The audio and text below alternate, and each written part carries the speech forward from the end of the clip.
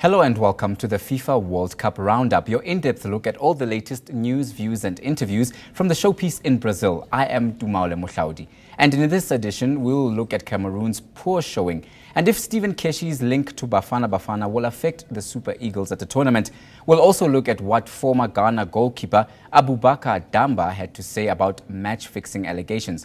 Now, to help me unpack all these issues and more, I'm joined in studio by social media and football analyst Abiye Opuamah.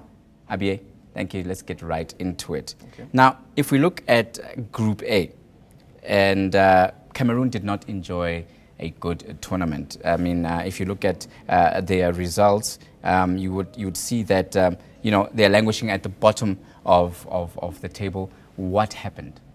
Well, you will recall that before Cameroon came to the World Cup, they had these whole issues around bonuses and so on and so forth. I think that might have taken a bit of knocking to their preparations for the tournament itself. But having said that, I think the overriding issue here is that they went to the World Cup with an old team. Mm-hmm. And I think that the coach basically depended on his older, far more experienced players to take them through. Unfortunately, they couldn't just do that. Yes, and looking at the group, it's a tough group. It's a so-called group of death. You've got Brazil, Mexico, Croatia, all teams that have been doing very, very well, even in the build-up to the tournament. Now, Cameroon were expected at least to be ranked mid-table above Croatia. Now, with all these issues that played out with the players, could the FA have anticipated this and maybe perhaps have tried to smooth things out going forward? Well, yes, I think they should have, because it's not the first time it has happened. But having said that, I'd like to say in mitigation of their performances, Cameroon were in a very difficult group. I mean, you had the hosts, Brazil, who I thought had, a phenomenal team. You have Mexico with great players, as well as, Croatia, who are no slouches themselves. So, yes, they were in a difficult group, but I still expected them to do better. Now, if we look back at the groups, another group of interest for me is Group F. Now, there's been talk of a Nigerian coach, Stephen Keshi, obviously doing very, very well. They're sitting pretty in the group, set for qualification. He's likely to be the man to take over from Bafana Bafana if the speculation is to be believed in. Do you think that he's done enough to guarantee their place into the knockout phases? And what will he be telling his players now? Well, I don't doubt that Keshi has the pedigree, to come in here and do a job for Bafana Bafana. But I suppose the question is, how will the players be feeling at this point in time, especially given the fact that the news is out there that he is in contention for the job? I suspect that the players will be going out there to play for Keshi, if anything, to improve his stock, so that South Africans see him as a very successful coach. Now, if you look at the player profiles, of course, Keshi will be looking at some of his star players to help him through against Argentina, which seems to be picking up. John Obi Mikel, a lot of criticism about his indifference in midfield. Is he likely to lift his game, do you think? Well, look, the game against Argentina is almost a dead rubber. I don't imagine that they'll be going out to, and throwing the kitchen sink at each other. I think both teams will be looking to get a draw, because a draw will take them through to the next round. So don't expect, a cracker of a game. It's probably just going to be one of those where they play it safe and at a stalemate. Right. Now, if we go back to the groups again, I'll take you to Group G, where we find Ghana and, of course, their former goalkeeper Abubakar Damba had this to say about their match-fixing allegations. It is up to the powers that be, so far as the game is concerned, to take whatever punitive measures that they think they need to take.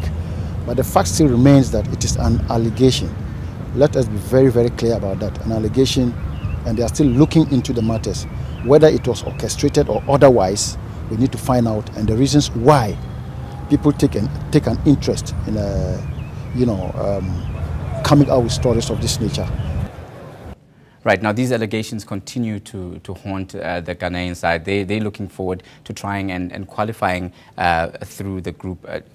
What do you make of the allegations refusing to die down? Well, look, these allegations are a bit of a shock, I think, not just for Ghana, but for the African continent in general. But there'll be accusations and counter-accusations within the Ghana FA, especially between Kwesi Inyantaki, who was the Ghana Football Association president, and his fellow workers. But I don't imagine that it will affect the players that much, because, you know, at the end of the day, the players know that they have a job to do. So they'll probably go out there trying as much as they can to beat Portugal. And I can tell you that that game is going to be a humdinger. They're both going to be going for the jugular. Mm-hmm. And who will be the players to watch for against Portugal, in your opinion? I mean, Ghana will have to play all out to ensure that they bag the 3 points. Do you think Andre Ayew will come to the party? Asamoah Gyan has been showing great form. I'd go with Ayew, I'd go with Asamoah Gyan. Kevin Prince Boateng hasn't come to the party in this World Cup as far as I'm concerned. But that's not to say he doesn't have anything to contribute in the next game. I suspect that he came into this tournament with a bit of an injury and still trying to get over it. So we'll see what happens, but I'd go for these two players first of all. And in terms of Portugal, they've got nothing to lose. And as a coach, what would you be telling them? I think the Portuguese team is depleted by injuries, unfortunately. Ronaldo is not 100% as well, but a half-fit Ronaldo can still cause a lot of problems for teams. The problem for them, I think, will be in defense, where they've looked a bit thin at times. So it's going to be a cracker of a game, but I still think that Ghana will edge this one. Right, and then USA is the other team in the group that has been, consistently performing. Do you think that Germany will neutralize them and possibly open the back door for Ghana and maybe even Portugal? Well, without trying to sound like a conspiracy theorist, you'd know that the USA team has a German coach. Although he's a naturalized American citizen. So I think it will be brothers playing against each other. They have five players in the US team who have German heritage as well. So it's almost like a come-home party, so to speak.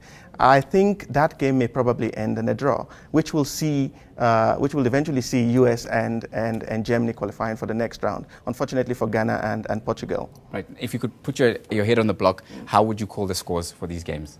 Well, the Portugal-Ghana game, I'd give it, say, Ghana wins 2-1, USA-Germany 1-1, and that's it. Algeria-Russia, I think I'd say Algeria will win that one. I'm speaking because I have a bias for African teams. And then Korea Republic-Belgium, I think Belgium will get the 3 points and have 9 points in that group to lead the group. Abiye, as always, thank you very much for your views. Now, that's all the time we have for the FIFA World Cup Roundup. Join us again, same time, same place, for all the latest news, views, and interviews from the showpiece in Brazil. Know more. eNCA.com